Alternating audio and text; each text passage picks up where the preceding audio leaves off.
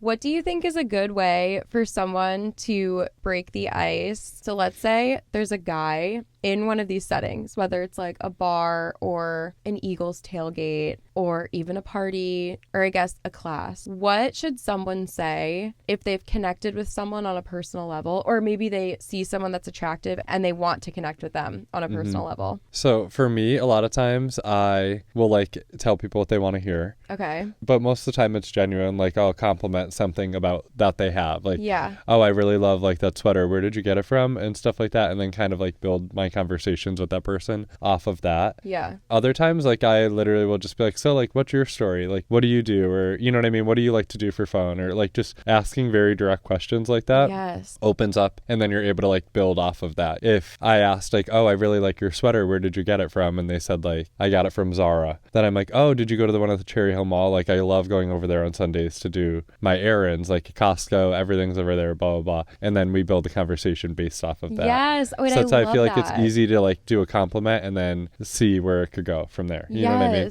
And then if it doesn't go anywhere, then that's like a pretty easy sign that you're like, oh, this person can't have a conversation. So I don't know that I'd want to, you know what I mean? So true. Yeah. Okay. I love the what's your story? Like, what are you up to? That's such a good, like, non-intimidating thing to say to someone. Yes. Okay. I love that. I kind of thought the same thing. Like, even just asking, who are you here with? Like, what's going on tonight? And just keep like digging. One of the best conversationalists I've ever met, something that I noticed about her was that she asked so many questions, and it's questions that like I would never have thought to ask before meeting her, but now I'm like, you're so good at talking to people. I want to like study you and like memorize the questions that she asks. But one of the things that she did was like just dig deeper. So if it's like, oh well, where are you from? Philly. Like, where do you live? I live here. And like, is your family here? What's your roommates like? What do they do? And like, what do you do for work? And so do you commute to work? And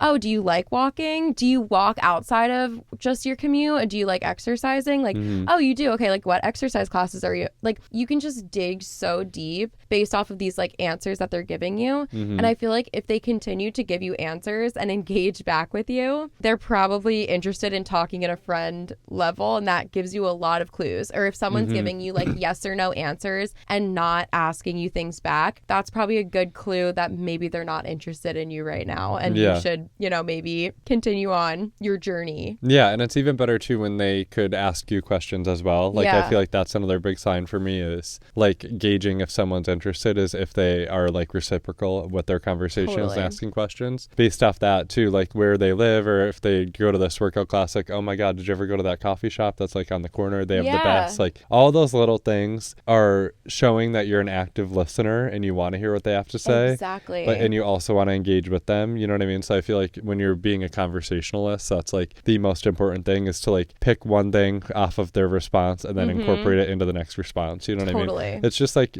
typical conversational styles, but I feel like some people struggle to figure out like how to navigate that part. Yeah. But that's what I like to do. You know what I mean? And I consider myself like a pretty social person. I do too, but still sometimes there's times where I don't know what to say next. So asking people questions is always a good way to like dig deeper and keep a conversation going. Also, especially things that aren't yes or no questions. Yeah. You got to leave it open-ended. Yeah.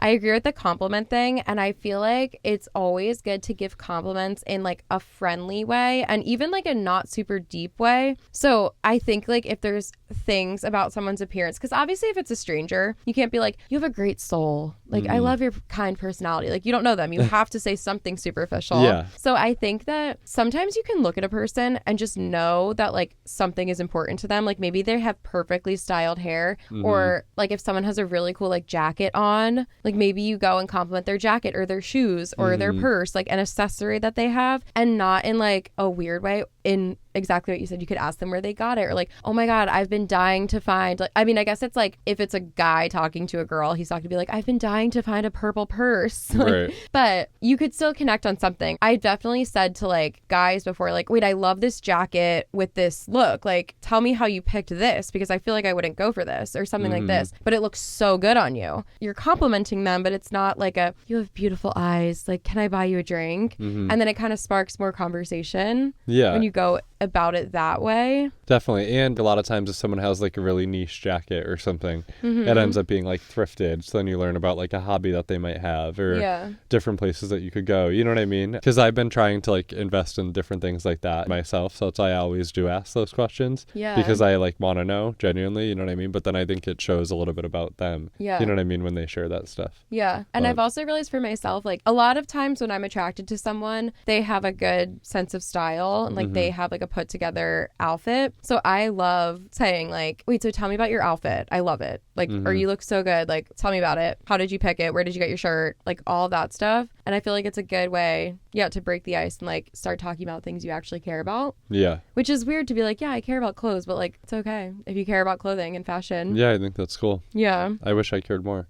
I'm trying to care more. Yeah. Because this is like everywhere. Just like a black shirt and jeans. That's but like a simple t-shirt if it's nice. Like that's all you need. That's a uniform right there, you know? Love. Yeah. Love, yeah. And like the neutrals and, everything. Styling. Winter's hard and summer's hard. Really? I love fall. Spring and fall. Because you could like layer. Hard. Really? Yeah. Yeah, I guess it could be like a little bit, but I feel like spring and fall, at least you could like layer things. So like you could change your outfit a lot based off what you're going to like layer on. Whereas like winter, like even this weekend, like I was out and about and I didn't want to carry around like my huge North Face jacket. But then also it's like you don't want to be cold and get sick. Like, I don't know. It is tough. Pinterest helps though. I don't even have a Pinterest. Like I don't have Pinterest downloaded. Oh, I feel like you would like it. It really helps with outfit styling and like what pieces to like put with what. Yeah. Okay, I'm gonna have to start. You should check it out. Yeah, I should. Yeah. Okay, so after talking and clicking, what do you ask next? I feel like a way to test the waters would be like, not in a creepy way, which I can't put my finger on exactly what I mean, but asking, I feel like if they'd want to like check something out with you, so whether it's like the bar or the menu, like the drink menu, or if there's like a pool table, you could be like, oh, by the way, I've been wanting to check out the pool table. Like, would you be interested in playing a game? Or like, oh, there's like a little like pinball machine or like something. A lot of places have like something that you could be like, would you want to check it out? And then if I was into a guy, I'd be like, yeah, sure. Like, or ask about the menu or be like, I'm just going to walk over to the bar. Like, do you want anything? Do you want to go with me? And I feel like if they go with you, that's a great sign too that you're clicking. I think that would be good too. And even just like asking like, oh, what's your go-to drink? Like, what do you typically go for that way? Oh, like, should we grab one? Like, oh, I've never tried that. Maybe I'll try that next. Like, that's a way to kind of pitch it around that way. Totally. Also, if it's like the conversation's going so well that you like feel confident enough, being like, oh, there's this other place like right around the corner. Do you want to go and grab like a drink there instead? Because then you could kind of like go to another like new area or new space together. Yeah. But that's obviously like a little more forward than like finding somewhere in the actual bar. Yeah. So totally. Or even the touch tunes. Oh, do you want to go put on a song? Like I love because I love like music. Like that's perfect too. Because then you get another thing to talk about. Yeah. Yeah.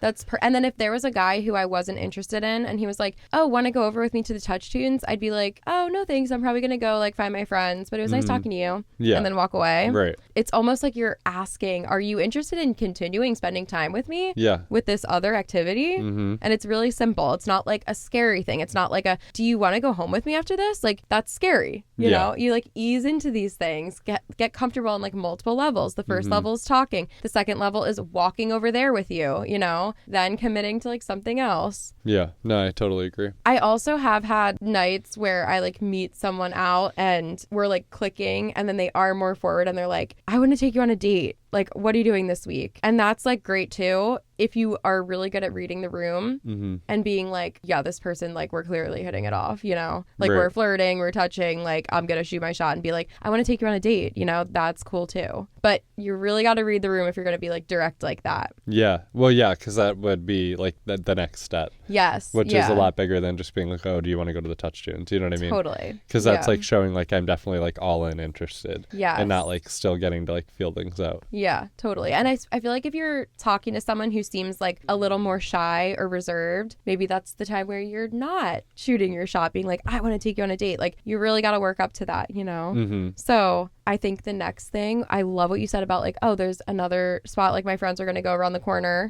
If you guys want to come, if you want to come, like tell your friends or make it casual, make it feel safe for them, you know? Yeah. I feel like that asking for the number thing can be tricky, like based on the situation. Like maybe you haven't spoken to them for like super long, but then your friends are like, we got to leave right now. Like the Uber's here or something. I think you could ask, like maybe that's another time where you give them like a little compliment, but maybe it's a little little more personal this time. And it's like, oh, I really enjoy talking with you. That's like all you have to say. Like, you don't have to give them like this deep compliment, I guess. Right. Like, you could also just be like, you seem so awesome. Like, I'd love to hang out again. Would you want to exchange numbers or Instagrams even? Mm-hmm. It can be casual, you know? There are times to be direct, but I feel like in my experience, like, people casually talking makes me feel the most safe because there's not like pressure on it. Right. To be like, oh, well, now I have to like talk to him romantically, you know? Mm-hmm. Yeah, and I think that it kind of takes away from who you actually are. You know what I mean? If you're like, oh, I really gotta like put on whatever, like you could just casually chat like you would to a friend and like see what happens that way. I also think another way around that makes it a little less scary is being like, oh, my friends are leaving. I have to go to like, could I give you my number? And like, if you want to text me sometime, like it'd be great to like get together again. Like, I enjoy talking to you for a little bit tonight. And then kind of like the ball's in their court and there's no pressure on them to give them your phone number.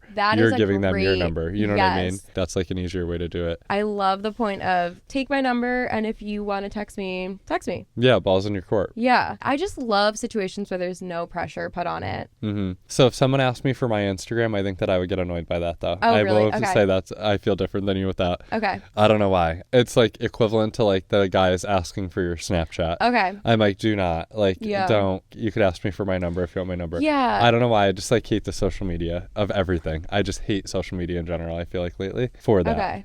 That's a good point. I feel like I might feel differently if someone asked me, like, can I have your Instagram? I might be like, oh, why? But I use Instagram when, like, let's say I'm talking to someone at a bar, like, in the past, and I didn't want to give them, like, I hate giving out my number because I don't like texting people and I don't like feeling like responsible to like answer a text message that I didn't consent to getting. Because you know how like when someone has your number, like they can text you at any time. Like I can't decide the timeline of the text I'm going to get from them. So I had been doing a thing for years where if people asked me for my number, I would be like, oh, let's just do Instagram because I can control when I open this app and I can control like when I am reminded of you, when I swipe over and open my DMs, like I can control when I want to think about this. Whereas if it's just popping up on my phone, I don't get control over how many times I'm reminded of you today.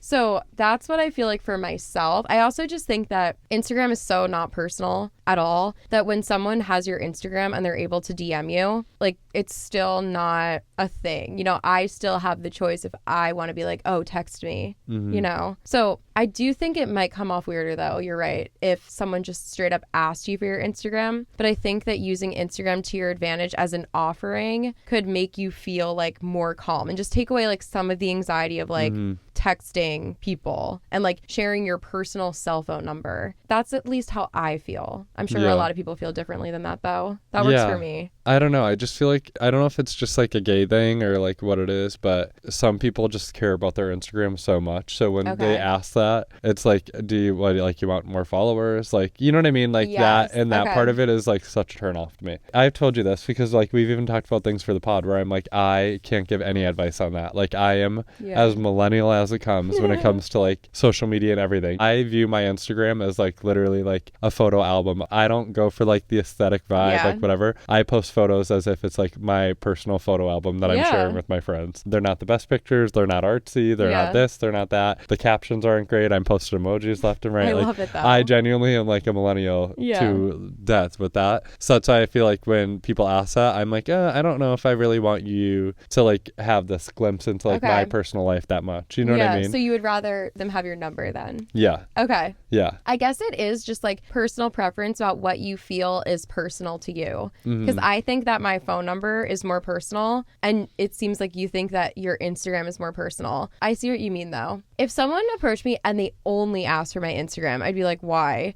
But if they asked for my number and then just threw in the Instagram as like a consolation, I might not think it's that's weird. Different. Yeah. But if it was, only Instagram, weird. But I do also think if someone only asked for your number and you wanted to give them something less personal, you can then decide. Yeah. But I do see what you mean though. Yeah. If they were just like Instagram, I'd be like, why? I'm not like 6. Right. I also... Not 6. No, I should say 16. And I also feel like, I think it's like fine to just be like, oh, like, sorry, like, I don't really like to like share my social media with people like that often. Like, I'd much rather give you my number. Totally. Or like opposite, you know know what I mean? Where you could say like, oh, like I don't really like to give out my number until I like really get to know someone. So like maybe you could add me on here and like we could talk that way and then see what I don't happens. even like go into all of, like the explanation. Like I literally just say, oh, let's do Instagram instead. And if they're like, oh, come on, that's not enough, just be like, okay, then it's not enough, then you get nothing. Bye. I think that if someone actually has like intent to pursue you, they're going to take anything that they can get, you know? No, that's true. And props to you for being confident in that. You know what I mean? Like that's good. I just like don't like the idea that like people can contact me at any time. I'm like, no. Only when I consent to it. Yeah, I mean, I have my red receipts on and everything. So I'm like, I also like the texting for that because I could just make it clear that I'm not interested if I like open something and I don't respond. You know what I mean? That's a good point. But I typically don't just do that. Like I'll just say like, oh, I'm sorry, like I'm not. But if I were to say like, I'm sorry, I'm not interested, and then they keep texting me, then I'm just going to open and not respond. And it's very clear. You know? Yeah, that's a good point.